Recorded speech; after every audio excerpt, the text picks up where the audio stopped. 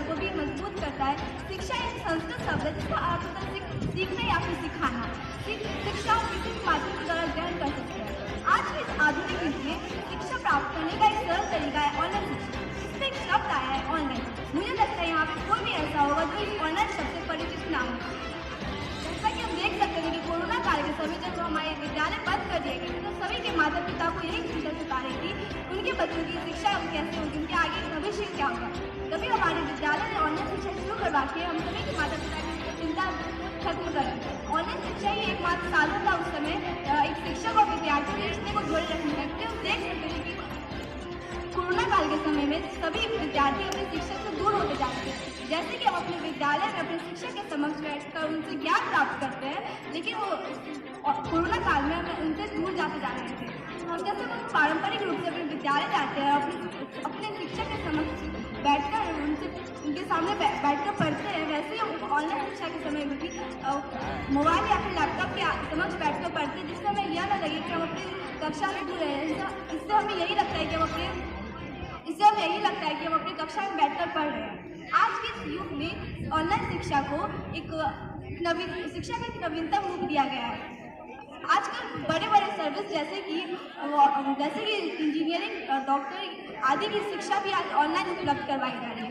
जैसा कि हम देख सकते हैं कि स्कूली शिक्षा के समय हमारी 6 से 7 घंटे की कक्षाएं होती थी, जिससे कि कई बच्चों पर कई तरह के तनाव हमें देखने को मिलते थे। ना वो ढंग से सो पाते थे, ना ही पढ़ पाते थे और उनके सुबह जल्दी उठने की भी चिंता रहती थी। लेकिन अगर वही हम ऑनलाइन शिक्षा की बात करें तो सिर्फ 3 से 4 घंटे की कक्षाएं होती थी, जिसमें बच्चों को अधिक से अधिक समय मिलता था घर पर बैठ के पढ़ने का, और उससे उनका समय भी बचता था। एक और हम देख सकते हैं कि स्कूली शिक्षा में उसके संचालन से लेकर उसके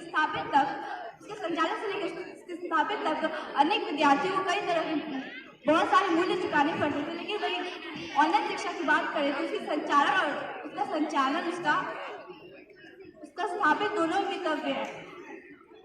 अतः मैं आपसे यही कहना चाहती हूँ कि ऑनलाइन शिक्षा सर्वप्रथम है स्कूली शिक्षा से। सभी गुरुजन और मेरे प्यारे मित्रों, आप सभी को मेरा सुप्रभात। मेरा नाम है हेमा और मैं कक्षा 10वीं की एक छात्रा हूँ। आज मैं आप सभी के समक्ष स्कूली शिक्षा से बेहतर है ऑनलाइन शिक्षा इस विषय पर अपने विचारों को व्यक्त करना चाहती हूँ।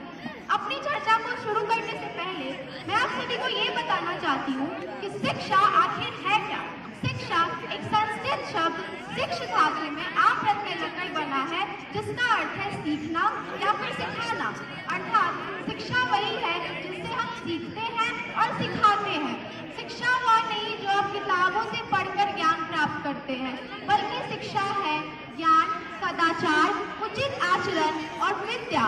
इन सभी को प्राप्त करने की प्रक्रिया ही शिक्षा कहलाती है। प्राचीन काल से लेकर आधुनिक काल में अगर किसी विषय की महत्वता जरा से भी नहीं घटी है, वह विषय है शिक्षा। लेकिन हाँ, शिक्षा प्राप्त करने की प्रक्रिया में जरूर अनेक सारे बदलाव आए हैं। इन्हीं बदलाव में एक शामिल है ऑनलाइन शिक्षा। ऑनलाइन शिक्षा आधुनिक युग के लिए एक वरदान माना जाता है। ऑनलाइन जैसे सबसे जाना माना उदाहरण है हमारा बीता हुआ कोरोना काल। उस कोरोना काल में सबसे ज्यादा प्रभाव हमारी स्कूली शिक्षा पे पड़ा था।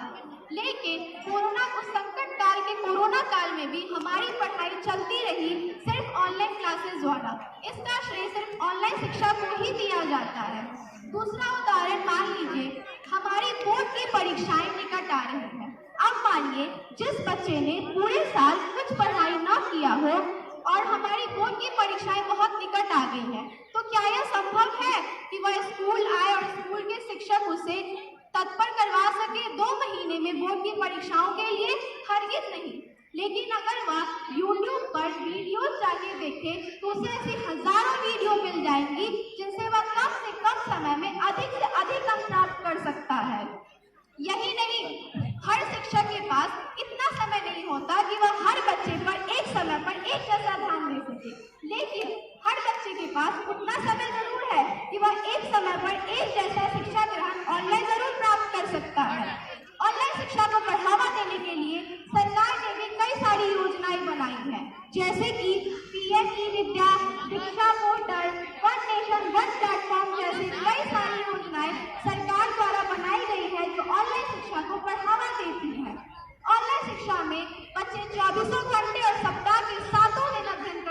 हैं। ऑनलाइन शिक्षा में बच्चे घर के अतिरिक्त और कहीं से भी पढ़ाई कर सकते हैं। ऑनलाइन शिक्षा में बच्चों को अब पढ़ाई में कम समय लगाना पड़ता है जितना उन्हें स्कूलों में आकर खर्च करना पड़ता है। की रोशनी वहाँ पहुंची शिक्षा की ऊंचाइयों की कहानी। विज्ञान के सागर में हम डूब सकते हैं, गहराइयों से ज्ञान को हम पा सकते हैं। समय की कमी दूर हो गई है, अब दूरी बाधा नहीं है, ऑनलाइन शिक्षा ने सब संभाला है। आदरणीय प्राचार्य महोदय, शिक्षकगण, निर्णायक मंडल तथा यहाँ उपस्थित सभी को मेरी तरफ से सादर नमस्कार। मैं ज्योति भारती आप सभी का अंतर हाउस वाद विवाद प्रतियोगिता में मगध हाउस की तरफ से स्वागत करती हूँ। आज मैं आप सभी के सामने ऑनलाइन शिक्षा स्कूली शिक्षा से बेहतर है इस विषय के पक्ष में अपना मत रखना चाहती हूँ। सर्वप्रथम मैं आप सभी को बताना चाहूँगी कि वर्ष 2023 की वैश्विक भुखमरी सूचकांक में भारत की रैंकिंग गत वर्ष 107वें स्थान से गिरकर इस वर्ष 111वें स्थान पर आ गई है। ये इस बात का प्रबल साक्ष्य है कि भारत जैसे विकासशील देश में जहाँ कईयों को 2 वक्त की रोटी नसीब नहीं होती, वे अपने बच्चों को इतने महंगे खर्च पर निजी शिक्षण संस्थानों में कहाँ से भेज पाएंगे।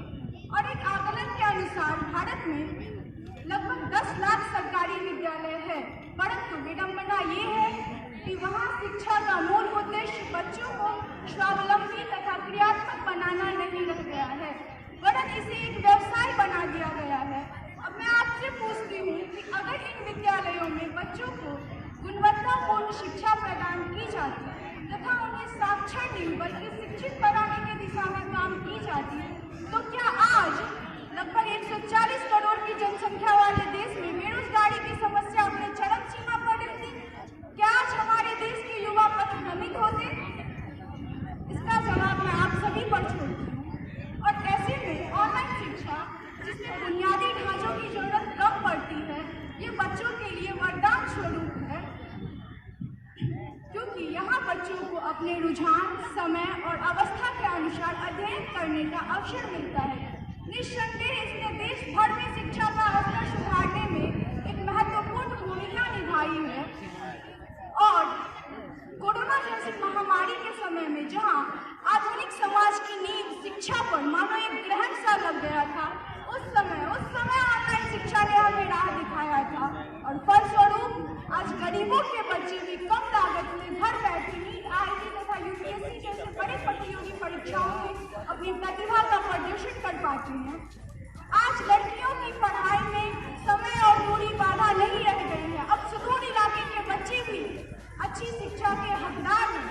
अब हमारे साथी कहेंगे कि ऑनलाइन शिक्षा की वजह से हमारे सेहत पर बुरा असर पड़ता है, तो मैं उनसे पूछना चाहती हूँ कि क्या ऐसा कोई नियम है कि आप एक कमरे में कुर्सी मेज पर घंटों बैठकर ही पढ़ाई कर सकते हैं? नहीं, ये पूर्णतः आप पर निर्भर करता है कि आप अपने स्वास्थ्य के बारे में कितने जागरूक हैं। आप चाहें तो घर के बाहर बालकनी अथवा गार्डन में भी बैठकर पढ़ाई कर सकते हैं और नियमित अंतराल पर विराम दे सकते हैं। अब कुछ लोग कहेंगे कि ऑनलाइन शिक्षा के आने से दृष्टि संबंधी समस्याएं बढ़ गई है, तो मैं आपको बताना चाहूँगी कि ये कोई नई समस्या नहीं है। आज से पहले भी कुछ छात्र इसके शिकार होते थे और इसके बढ़ जाने का कारण ऑनलाइन शिक्षा नहीं बल्कि इलेक्ट्रॉनिक मीडिया है। तो अब आप ही हमें बताइए कि इलेक्ट्रॉनिक मीडिया की कमियों तथा बुराइयों के लिए ऑनलाइन शिक्षा को बदलाव करना कहाँ तक उचित है? ये तो दिव्यांग छात्रों के लिए संजीवनी है। और अगर कुछ लोग कहेंगे कि यहाँ बच्चों का सर्वांगीण विकास कुंठित होता है, तो मैं उन्हें बताना चाहती हूँ कि यहाँ व्यायाम, खेल, संगीत, नृत्य, व्यवहार कौशल से लेकर कोडिंग तथा प्रोग्रामिंग जैसे कौशल भी सिखाए जाते हैं जो आज के समय की मांग करता है। मैं कोमल कुमारी कक्षा 10 की छात्रा आज आप सबके समक्ष इस वाद विवाद प्रतियोगिता में अपने विचार रखने जा रही हूँ। सर्वप्रथम इस सभा में उपस्थित सम्मानित शिक्षकगण एवं प्रधानाचार्य महोदय को मेरा सादर प्रणाम। आज के इस वाद विवाद प्रतियोगिता का विषय है ऑनलाइन शिक्षा स्कूली शिक्षा से बेहतर, और मेरा मानना ये बिल्कुल सही है। जैसा कि हम सभी जानते हैं, शिक्षा हमारे जीवन का सबसे महत्वपूर्ण हिस्सा है और इसे प्राप्त करने का एक आसान तरीका है ऑनलाइन शिक्षा। ऑनलाइन शिक्षा को सरल भाषा में हम इंटरनेट आधारित शिक्षा कह सकते हैं। ऑनलाइन शिक्षा आधुनिक समय में एक वरदान की तरह, खासतौर पे इसकी लोकप्रियता कोरोना वायरस के दौरान बढ़ने लगी, जब सरकार ने समस्त स्कूलों एवं शिक्षण संस्थाओं को अनिश्चितकाल के लिए बंद कर दिया, तब देश में सरकार ने ऑनलाइन शिक्षा को बढ़ावा देना शुरू किया। इसके फायदे में कुछ इस प्रकार है कि ऑनलाइन शिक्षा की बेहतर उपलब्धता।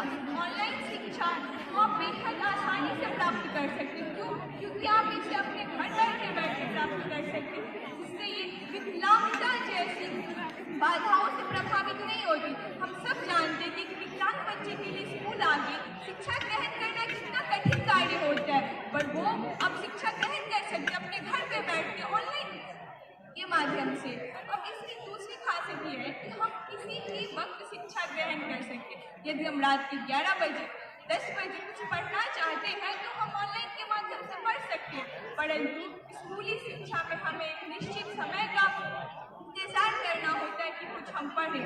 और इसकी तीसरी खासियत यह है कि ऑनलाइन शिक्षा में हम दुनिया के किसी भी कोने में बैठकर अपनी पढ़ाई कर सकते हैं, परंतु स्कूली शिक्षा में हमें एक निर्धारित समय पर स्कूल आना होता है। स्कूली शिक्षा ज़्यादा खर्चीला होता है, इसमें वस्त्र और एवं वाहनों का खर्च भी लगता है, जो कि ऑनलाइन शिक्षा में नहीं लगता है। स्कूल आने के लिए हमें एक उचित वर्दी की आवश्यकता होती है, परंतु ऑनलाइन शिक्षा में हमें किसी भी निर्धारित वस्त्र की आवश्यकता नहीं होती। ऑनलाइन शिक्षा में हमें चलकर या किसी वाहन से अपने विद्यालय जाने की जरूरत नहीं है, इससे हमारा समय और खर्च दोनों बचता है। अर्थात ऑनलाइन शिक्षा की सहायता से हम पढ़ाई से पूर्व में होने वाले औपचारिकता के समय को बचा सकते हैं। ऑनलाइन शिक्षा को हम रिकॉर्ड कर सकते हैं, परंतु क्या हम स्कूली शिक्षा को रिकॉर्ड कर सकते हैं? बिल्कुल नहीं। यदि किसी दिन किसी कारण से हम स्कूल नहीं जा पाए तो हमारा वो अध्याय छूट जाता है, उसके बाद में हमें समझने में कठिनाइयाँ क्या झेलनी पड़ती है। पर ऑनलाइन शिक्षा ये सुनिश्चित करती है कि छात्रों का क्लास में शामिल कोई भी अध्याय न छूटे, वो अपने पाठ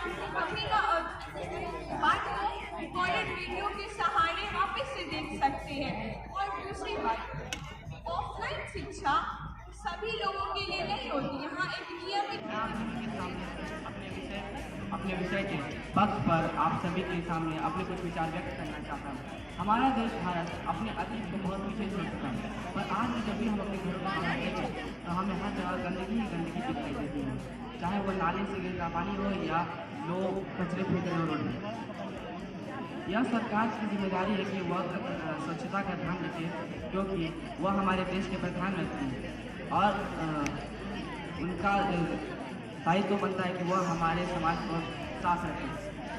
जिस प्रकार एक विद्यार्थी अपने शिक्षक के बिना व्यर्थ होता है, उसी प्रकार देश के नागरिक भी अपने सरकार के बिना व्यर्थ होते हैं। जैसा हमें पता है कि हमारे देश में अधिकतर लोग ग्रामीण क्षेत्रों में निवास करते हैं और ग्रामीण क्षेत्रों में अच्छी शिक्षा ना होने के कारण कई लोगों को शिक्षा का महत्व नहीं पता है। लेकिन शिक्षा सभी को प्राप्त कराना यह तो सरकार का ही दायित्व है ना। अब हम अन्य देशों में देखें तो वहाँ जैसे अमेरिका, यूरोप, वहाँ पर सफाई का ध्यान ना रखने के लिए दंड शुरू किया जाता है। परिणाम स्वरूप हमें वहाँ कहीं गंदगी देखने को नहीं मिलती। हार्दिक अभिनंदन। मैं अमीर अनवर कक्षा 8 का छात्र आप सभी के सामने आज के विषय क्या देश में स्वच्छता का पूरा जिम्मा सरकार का है कि पक्ष में अपने विचार प्रस्तुत करने जा रहा हूँ। मैं अपने भाषण को एक पंक्ति के द्वारा शुरू करना चाहूँगा जो इस प्रकार है। स्वच्छता के रास्ते में है कहीं मिट्टी का बीना, स्वच्छता के रास्ते में है कहीं मिट्टी का बीना, सरकार की मेहनत ही है, सरकार की मेहनत ही है। स्वच्छता के रास्ते में है कहीं मिट्टी का बीना, स्वच्छता के रास्ते में है कहीं मिट्टी का बीना, सरकार की मेहनत ही है देश निर्माण का पीना। महत्वपूर्ण और अत्यंत आवश्यक मुद्दा है जो सीधे रूप से सरकार की जिम्मेदारी है। स्वच्छता के मामले में सरकार की बहुत महत्वपूर्ण भूमिका है। सरकार का कार्य सिर्फ न्याय और सुरक्षा नहीं है, बल्कि यह भी सुनिश्चित करना है कि देश में स्वच्छता का स्तर उच्च हो। सरकार की जिम्मेदारी है कि वह अपने प्रजातंत्र के सदस्यों के लिए एक स्वस्थ और स्वच्छ वातावरण को सुनिश्चित कर सके। सरकार स्वच्छता के मानकों को बनाना, लागू करना और निगरानी करना सरकार की जिम्मेदारी है। इसमें सरकार के नेतृत्व प्रेरणा का बहुत बड़ा हाथ है। सरकार के लिए भी पुण्य का बहुत बड़ा है। पहली बात यह है कि सरकार को स्वच्छता के लिए प्रतिबद्धता सोच ले और प्रतिबद्ध सोच कार्रवाई करने की जरूरत है। सरकार को स्वच्छता अभियानों का समर्थन करना या सार्वजनिक स्थलों की सफाई पर ध्यान, सार्वजनिक स्थलों की सफाई और व्यवस्था पर ध्यान देने की जरूरत। सुप्रभात, मैं सनी राज आप सभी के समक्ष आज के वाद विवाद के विषय पे अपनी राय रखना चाहता हूँ, जो कुछ इस प्रकार है। स्वच्छता का सीधा संबंध हमारी सेहत से है और सरकार ने इसे योजना नहीं मिशन बनाया और इसके लिए उन्होंने कई योजनाओं को अमल में लाया, जैसे निर्मल भारत अभियान और स्वच्छ भारत अभियान। सरकार ने जगह जगह पर शौचालय और कूड़ेदान के निर्माण करवाए हैं, और लेकिन हमारे अशिक्षा के कारण खुले में शौच और कूड़े को यत्र तक फेंकना बंद नहीं करते। हम रोज प्रतिदिन देखते हैं कि नगर निगम की गाड़ियां आती है और कचरे को उठाकर ले जाती है। ये तो सरकार का ही काम है। कुछ लोगों को स्वच्छता पसंद तो होती है, परंतु अपने घर की साफ सफाई करके इकट्ठे कचरे को या तो सड़क पे या इमारत के अहाते में डाल दिया करते हैं। परंतु यदि वे कचरे के डब्बों में डालें तो सरकार उसे प्रतिदिन सरकार के कर्मचारी उसे प्रतिदिन उठाकर ले जाएंगे। ऐसे में हमारी उपस्थिति कहेगी कि इसमें हमारी गलती तो हमारी है। आज मैं आप सभी को यह बताने की कोशिश करूँ कि स्वच्छता हमारी सरकार की नहीं बल्कि हमारी जिम्मेदारी है। और ये जो स्वच्छता इसका क्या अर्थ है? इसका यह अर्थ है कि जो हमारे आसपास के माहौल को साफ बनाए रखना। मेरे कहने का तात्पर्य यह है कि स्वच्छता है स्वच्छता की वजह से कीटाणु बीमारी आदि नहीं फैलते हैं, पर लोग इस कार्य को स्वच्छता के साथ नहीं कर रहे हैं और इस कार्य में लापरवाही कर रहे हैं, जिसकी वजह से हमारे आगे के बहुत सारे तकलीफ फैल रहे हैं। जैसे कि आज उदाहरण के तौर पर ले लें कि हमारे स्कूल के बगल में कचरे का पहाड़ बन चुका है। ये किसकी गलती की वजह से बन चुका है? हमारी गलती की वजह से बना है। और मैं यह कहना चाहूँगा कि जो हमारी सरकार है उन्होंने बहुत सारे योगदान दिए हैं इस कार्य के लिए। जैसे मोदी जी ने हमें स्वच्छ भारत अभियान का योगदान दिया ताकि हम अपने कार्य में सफलता पा सकें। स्वच्छता के कार्य में सफलता पा सकें। बिल्कुल सहमत हूँ, क्योंकि स्वच्छता हमारी भी जिम्मेदारी है। क्योंकि अगर वातावरण को हम साफ रखते हैं तो इससे ना ही सिर्फ वातावरण साफ रहता है, बल्कि इससे हमारा स्वास्थ्य भी बिल्कुल सही रहता है। एक है कह देने से तो आशय स्पष्ट नहीं होगा, एक है तो कह देने से आशय स्पष्ट नहीं होगा, और चंद लोगों के चाहने से तो भारत स्वच्छ नहीं होगा। आजादी के 67 साल बाद भी देश की आधी आबादी लगभग खुले में शौच जाती है। इसकी भी जिम्मेदारी लोग सरकार पर ही थोपते हैं। क्यों? हर जिम्मेदारी सरकार की है और हमें तो सरकार को धन्यवाद कहना चाहिए, क्योंकि उनसे जितना सफल हुआ उन्होंने घर घर शौचालय बनाया, और जैसा कि सनी कुमार और आमिर अनवर ने कहा है कि सरकार नियम बनाते हैं। अरे भाई, उसे पालन कौन करेगा? आम जनता या सरकार? पालन तो उसे हमें ही करना चाहिए ना। और मैं आप सबसे ये पूछना चाहूंगी कि कचरा फेंकने वाला पढ़ा लिखा और कचरा उठाने वाला अनपढ़, तो भाई और बहनों, अगर आप कहीं भी कचरा फेंकते हैं तो बिना शर्मिंदगी के उसे वहां से उठाकर डस्टबिन में फेंक दे, कूड़ेदान में फेंक दे। तो इंसान हो तो इंसानों वाले काम कीजिए, इंसान हो तो इंसानों वाले काम कीजिए और देश को स्वच्छ बनाने में योगदान दीजिए। और अंत में मैं आप सबके साथ शपथ लेती हूँ और आप सबको शपथ कीजिए कि एक दिन एक नया सवेरा लाएंगे, और बड़ी शिद्दत से अपने हिंदुस्तान को स्वच्छ और सुंदर गुरुवार।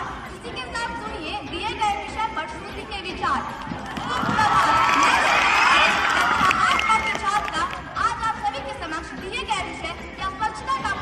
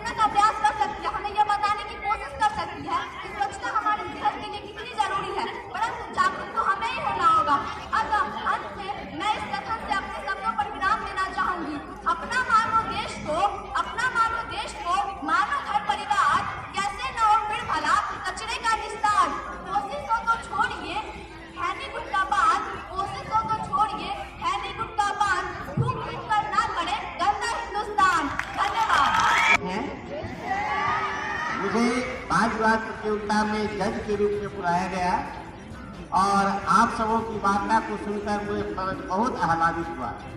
वास्तव में हमारा छात्र वर्ग, छात्र वृंद अगर इसी तरह की बातों को प्रस्तुत करता रहे तो वास्तव में एक दिन वह देश का एक स्वस्थ और एक स्वच्छ नागरिक होकर के उभरेगा।